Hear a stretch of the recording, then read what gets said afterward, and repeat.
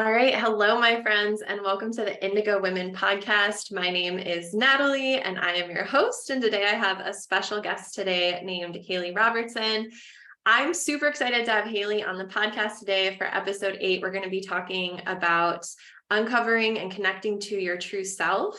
But before we get into all of that, I first of all have to give Hayleigh a really big, warm introduction. Hayleigh has been in my circle since 2020, and she has been a coach for my past coaching practice, which was the Empath Academy. She taught embodiment, sound healing, tarot, and now she is coming with me to Indigo Women, which is so exciting. She is one of my favorite voices on the planet. She has the most soothing voice ever. I'm excited for you guys to hear it on this podcast. And in addition, she's going to be one of the main contributors for the Indigo Moon membership community. So Hayleigh, thank you so much for being here today. Would you like to share a little bit about yourself? Thank you for that warm introduction. I love hearing you say you love my voice. That feels really, really good. Thank you. Wow. Okay. So I feel like shared to say this right now, and it was not on my plan at all to speak on this, but I don't know if I've ever told you this. Did I tell you I didn't talk until I was like 4 or 5 years old? I feel like I'm aware that you've had like some throat chakra work that you've really had to do. And I find that fascinating because your voice is such a gift. Thank you. Yeah, it's wild. I'm recognizing it now that it is a gift, but it took me a lifetime to get there and took me several years of my life to even start to like use the voice. Yeah, there's a lot to it. I mean, yeah, God, we have like ancestral bullshit going through. I'm writing about it, which has been really, really healing. But yeah, anyway, thank you. Thank you for letting me share my voice. I'm glad that I've like worked through enough of the stuff to start sharing it and feel more confident in it. This is now making me want to talk about human design. Because I have an undefined throat. All of this actually is undefined, and undefined sense of self, which is our main topic for today, is self and identity. And I'm curious, you might know more about general human design than me. I know about my human design. Is this a dynamic for generators in general that have like the lower energy centers are defined and the other ones are undefined? Is that right, Natalie? That's such a good question. So I'm not a human design expert. And just in case for anybody who's listening who is not familiar with human design is one of the coolest systems I think that has ever been channeled. It was channeled in the 1980s by this guy who basically just got a download. He sat and wrote it down for like 9 days straight, as one does, I guess. And it perfectly encapsulates the I Ching, the chakra system, Kabbalah, astrology, and metaphysics. And so it's like 5 systems all connected into one. You basically, if you want to know what your chart looks like, you can just put it in online. You go to, My Human Design chart. They'll give you this chart. It looks like a medical chart. I think they're really, really ugly. And I wish that he had done a better job making them pretty. Maybe that'll be something that I do later in life. I'll get artsy with those human design charts.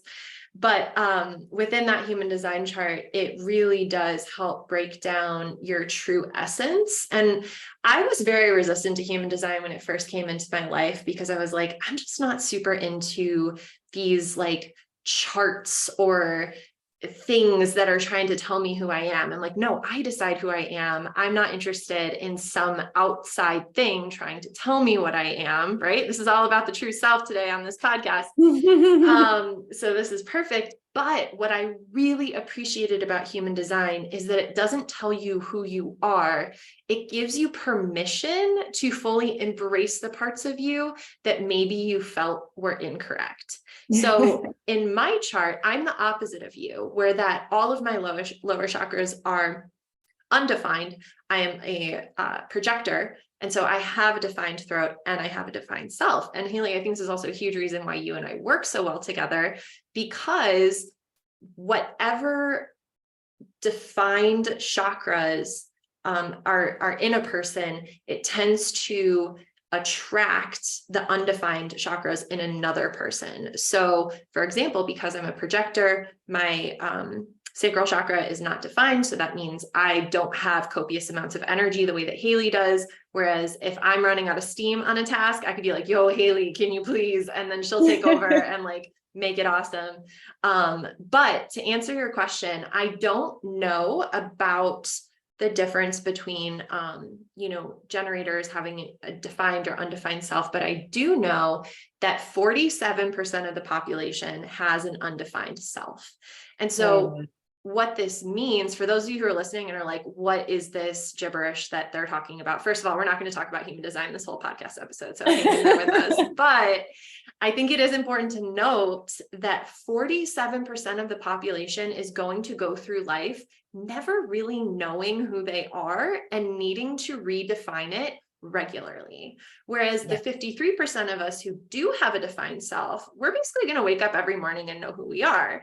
But it's important to note that almost half the population doesn't have that. And there's absolutely nothing wrong with you if that is how your chart is. Yes. Yes. Thank you for saying that in such a succinct, clear way. Yes. Throat chakra, baby. Right. Right. And my undefined one was like, pass it off to Natalie. She's got it. Teamwork. Yes, this is why we work well together. So yeah, when I learned this, that I had an undefined sense of self, which is hilarious because sense of self is my Instagram handle that I chose years ago. I'm realizing like, oh, so at first it felt awful. And then it felt empowering once I sat with it. I was like, oh, I actually get to choose.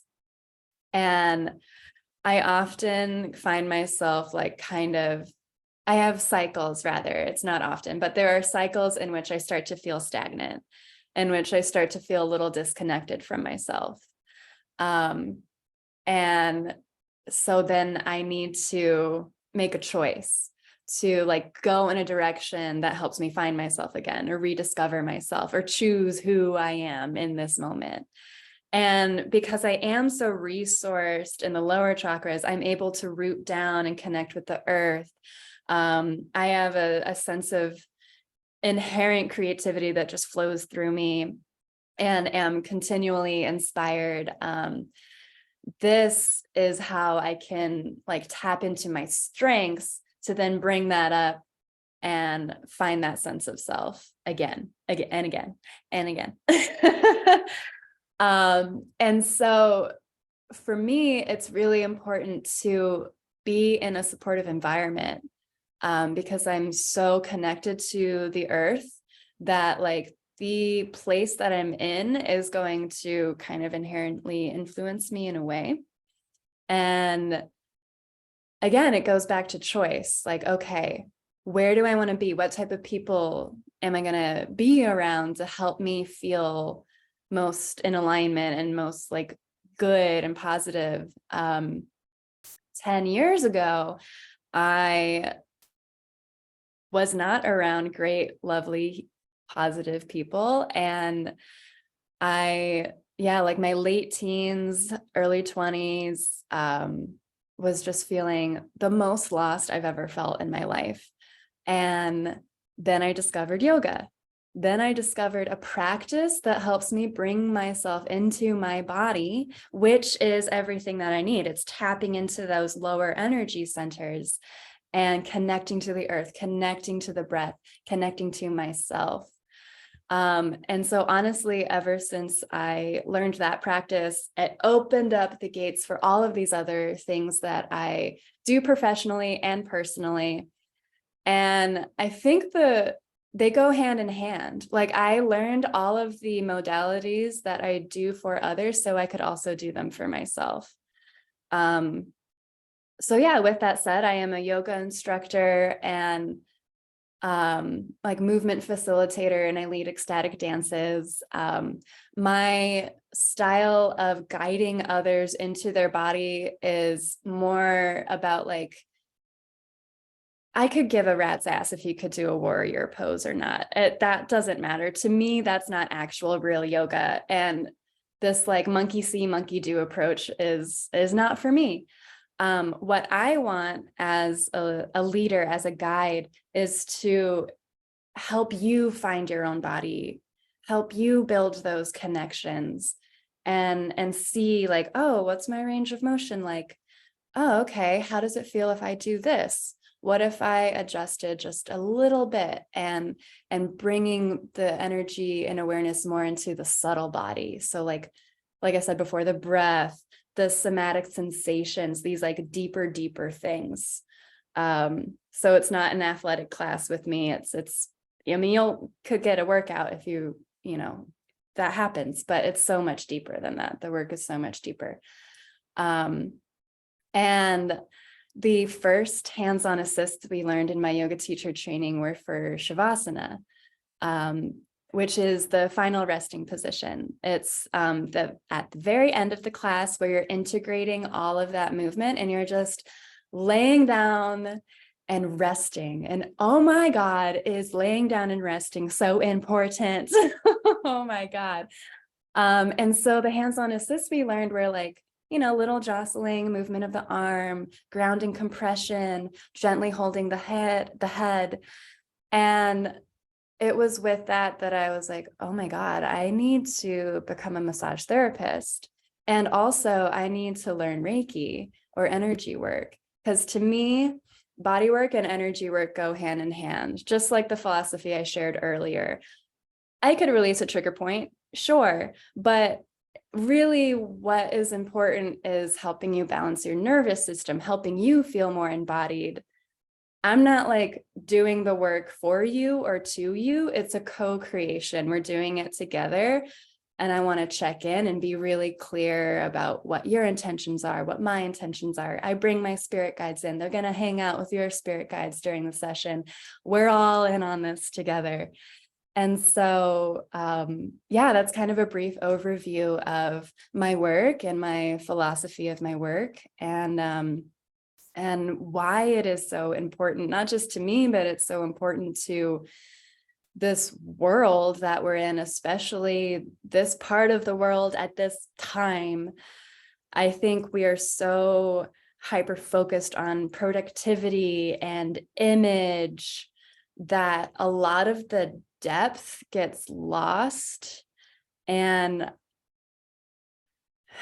it's weird too, because there's a lot of like popular spiritual stuff that's present now that comes across as spiritual bypassing, and that feels very rampant right now. And so like one more thing I want to put voice to of like my core values and my ethics is that we are not spiritually bypassing. We are going through all the nitty-gritty stuff and acknowledging the challenges. It's not actually good vibes only. And that's great. Could you imagine if it was good vibes only? Boring. Oh my God, that's not real. And that actually sounds kind of stressful. Like I want to feel the bad things, actually. I don't want to just like ignore the shadow sides of myself, because they're there. I have shadows, Natalie. I have shadows everywhere. We all do. Just so you know, she's saying this as she has actual rainbow light across half of her face right now. If you could see this video, this woman is like completely covered in rainbows. She's like, I have shadows. I don't know, babe. The light emanating from you would say something different. So if you saw me at 3 a.m. last night, you would know. Fair play. Yeah, actually, this feels like a good segue to launch into like where I'm at in my life right now. I've been having some really deep realizations that I need to make some really big, powerful changes. I started to feel really stagnant and really kind of lost connection to what felt like my true self. I found myself just kind of going through the motions, feeling a little uninspired. And I was intentionally like not taking a training or learning anything new, because that was a pattern of mine for a while, where I would finish, like I said before, yoga and then massage and then Reiki. And then after that, I like was learning trauma informed stuff and then coaching, and all of this was really important, but it seemed like I was kind of chasing something and seeking something. And so I was intentionally just like being in the space that I was in and just trying to work through it and be like, okay, you've been taking trainings for the last 5 years. What if you didn't? What if you know enough already, Hayleigh? What if? And yeah, there were, oh God, there were a lot of deep losses.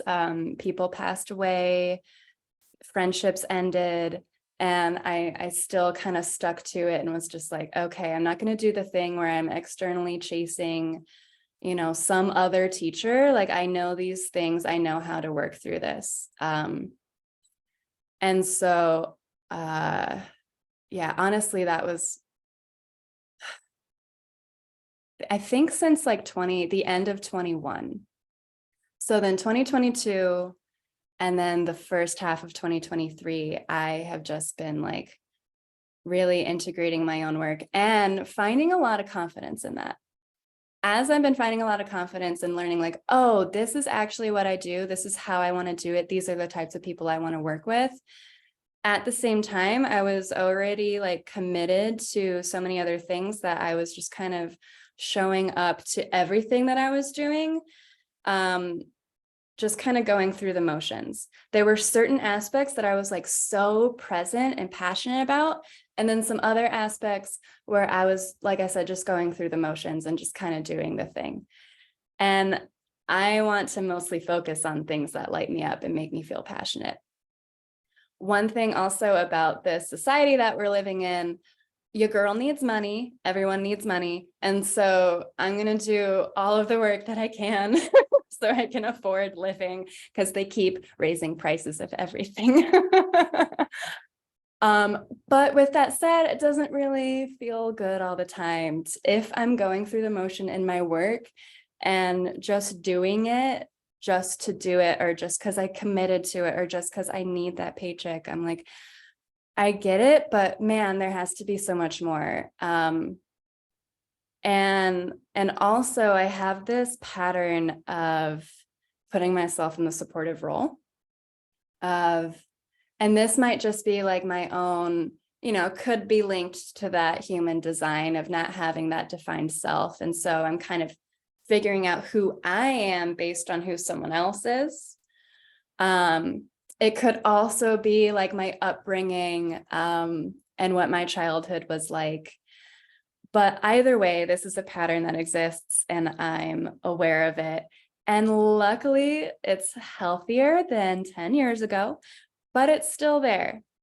And I think a lot of people might relate to this. A lot of empathetic, caretaking, healer type people could relate to this dynamic that, I mean, in this work specifically, like when I'm the practitioner, it is not about me, actually. Like, I do have to leave my personal experiences at the door so I can really show up and hold that space for my client. With that said, I find myself doing this for everyone, including people I live with, including my romantic relationship, the same thing. I live with him, and my friends and all of this.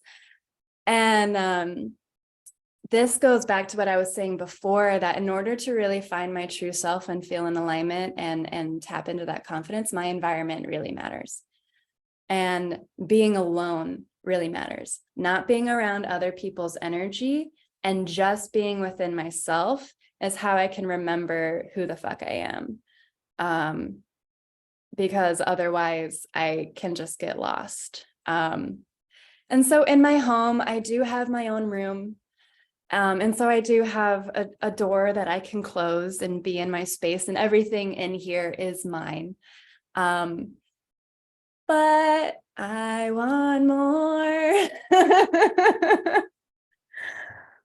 So with all that said, I've recognized some, like, some patterns that aren't healthy for me, some relationship dynamics that aren't working for me, and this deep desire of wanting more of me. That's been my mantra lately, just more of me. That's all I want.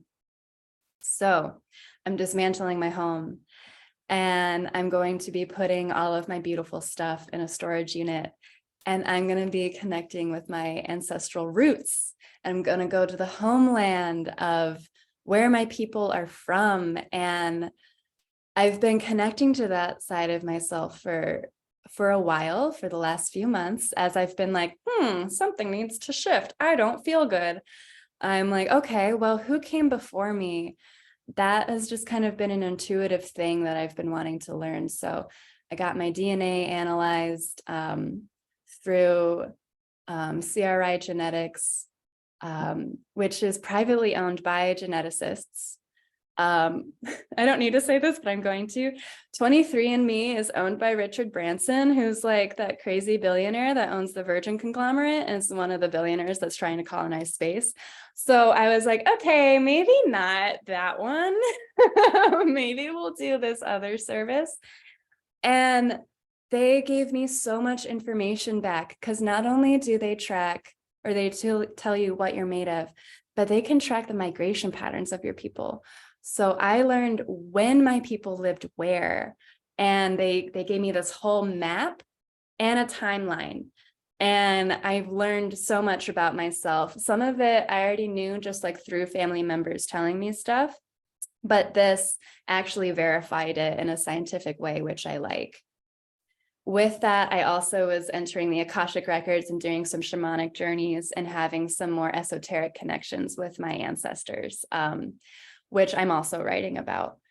And this confluence of both the scientific and esoteric coming together has just been like really, really clear that I need to go to the ancestral land and be there, connect with my roots, root chakra, right? I mean, being in that environment is going to do something for the rest of my energetic being. And I'm taking a training in Celtic healing, and I'm so excited. The spelling of my name is Celtic and complicated. And so I feel like I've always needed to explain that it's Celtic, but what does Celtic even mean? I don't know. I'm kind of disconnected from that part of myself. So to connect fully sounds really right. And I'm so excited for this training. Yeah, so September is dedicated to the Robertson lineage, my dad's side. And then in October, I'm going to be connecting with my mom's side. She was born in Italy. And yeah, I will be in Italy for a bit. I found a place to do a work trade program, and I am really excited. I feel like there's also going to be some deep ancestral healing that I'll be doing. As I shared at the beginning, there's some ancestral stress around the throat. My grandma moved away from Italy in the late 30s when shit was going down in Italy. She never went back, and she never spoke her native language ever again. So that's some throat stuff, right? That's some root chakra stuff too. So I'm not really sure what to do with that information other than just like hold it sacred in my heart and go to that space and see what happens. So at the same time as this like shift in my personal life, which is in conjunction also shifting my professional life, as this is happening, I'm feeling really affirmed by spirit that it's right. It needs to happen. And also, wow, I'm scared. I'm like getting out of my comfort zone, but that's the whole point, because I got too comfortable here. I got in a rut. I was just like doing the same thing over and over again. And even though this work is so special and magical, the novelty, that's not right, but it didn't feel as magical anymore just because I was doing it 6 days a week, which is probably too many days a week. So yes, I'm going to not do my in-person work and just focus on Indigo women and myself. And this is an exciting / anxious time. Those emotions go hand in hand. It's the same somatic experience we have in our body when we feel them. And so anytime I feel anxiety, I'm like, I'm excited too. Don't they say that anxiety is just excitement without the breath? Ooh, I've never heard Good, that. right? So into that. Epic Yeah. reframe. Yeah. I am so excited. So multiple things. First of all, can't wait to meet up with you in Scotland. That's Yes. going to be amazing. Second, I want to do another episode with you after you have this journey so that we could see the transformation that occurs after you connect with your ancestral roots. Because I can tell you, as someone who moved from the US back to Germany, where my roots are from, it is so insanely healing to reconnect with where all of our ancestors are from in so many ways. But that goes to like this other idea, we're talking about this concept of the true self. And I'm talking to someone who has a defined self, and I'm talking to you who doesn't have a defined self. And what was so cool about listening to you is that you are truly uncovering the layers of self. Because unfortunately, our current culture, and this is also why people who have undefined selves often feel bad about themselves, but in our current culture, the self tends to be defined by the work. Yes. Typically, when you meet somebody, one of the first questions you ask them, oh, what do you do for a living? Yeah. What do you do for a living? And it's like, what the hell does that have to do with anything?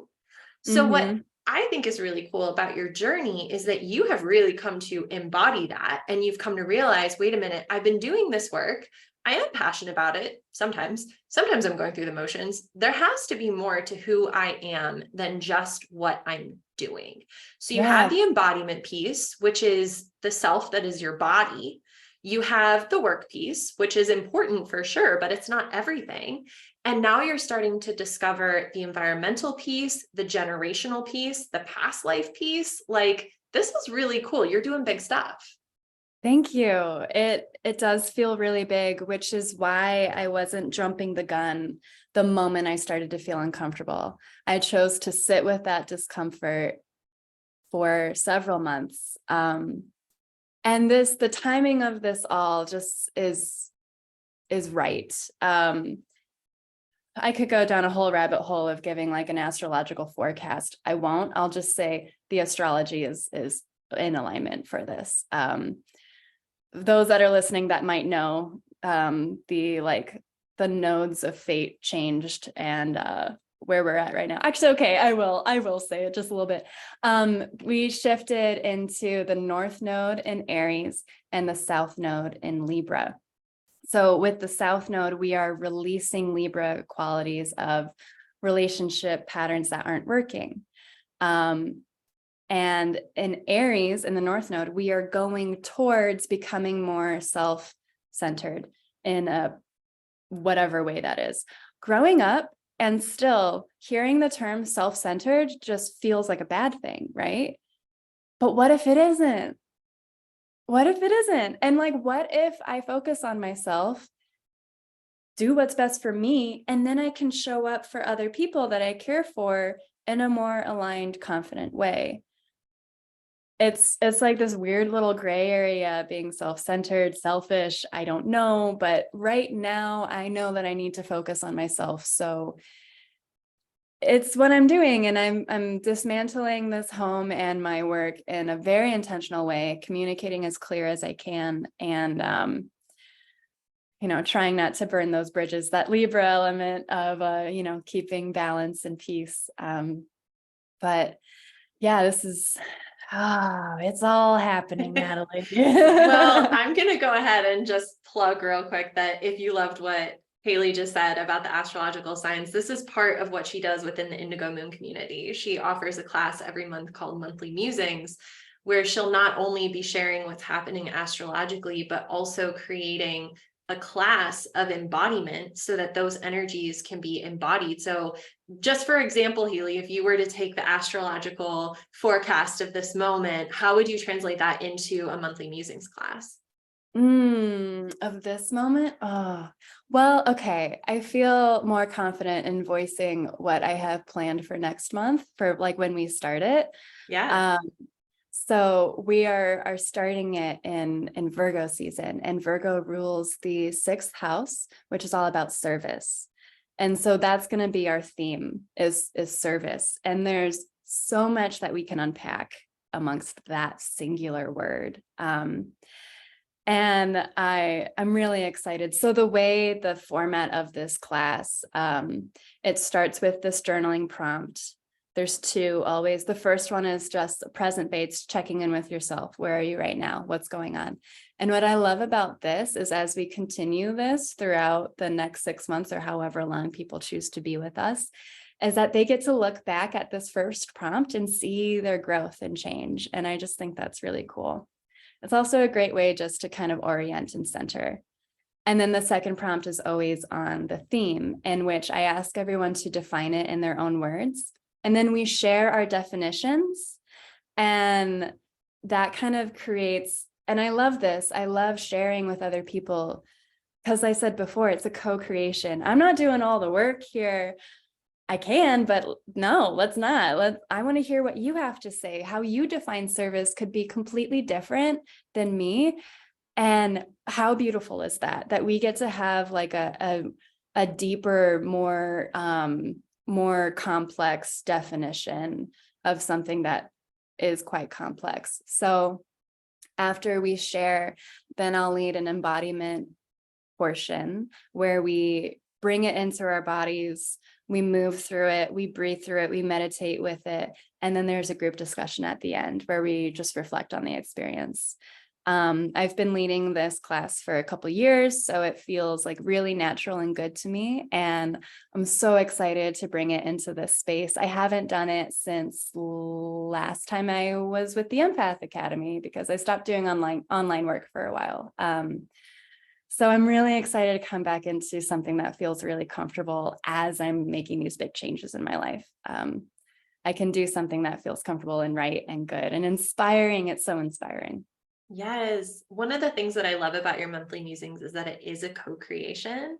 And especially with this Indigo Moon community, like we are truly attracting incredible healers, and very insightful and intuitive women are joining this group, which feels so good.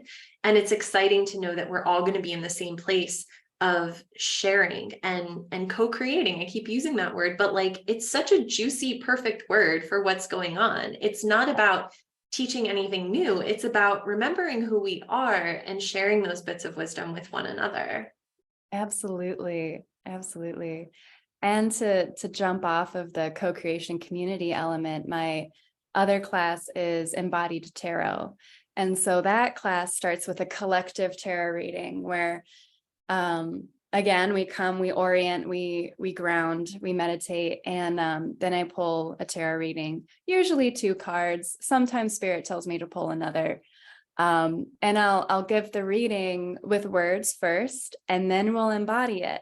And more parts, more meanings of the cards and archetypes that come up get reflected and moved through the body. And it becomes like a juicier, you said juicy earlier, and now it's like in my mind, it becomes a deeper, juicy experience. And I've been teaching that class in person and online for like 4 years. And so it's, if not longer, I don't know, time is weird, but yes, this is another thing that feels comfortable and I'm confident about it, and it continues to inspire me. And I freaking love tarot. And the tarot course that I created for the Empath Academy is probably, out of everything that I created for that course, the thing I'm most proud of.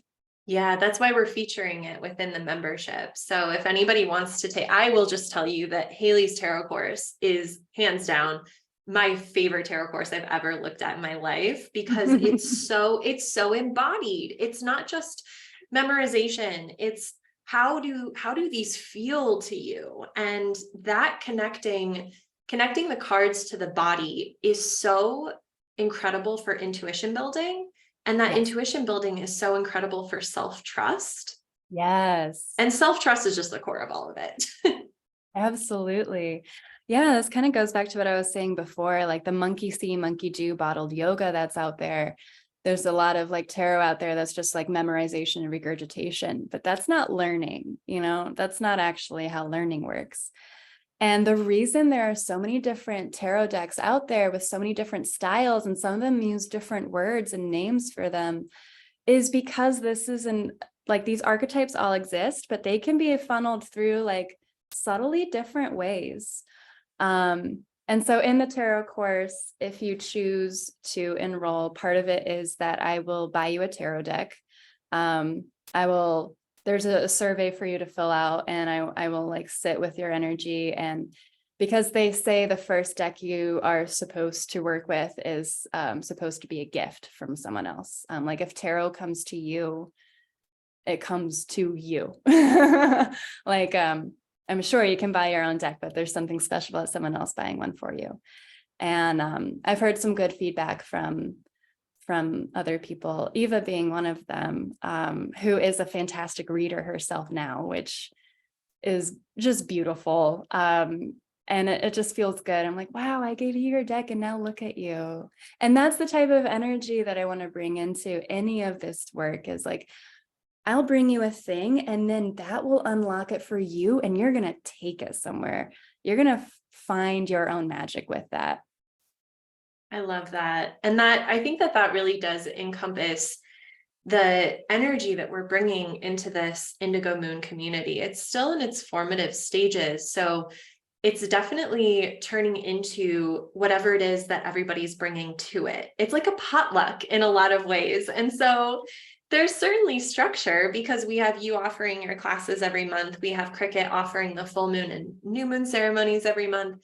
There's a whole bunch of recorded courses in there, including your tarot course. There's nature mysticism, there's sound healing, there's your embodiment course. Like there's a lot of Hayleigh in there actually, which is really freaking cool. So especially if you love her voice, it's like awesome.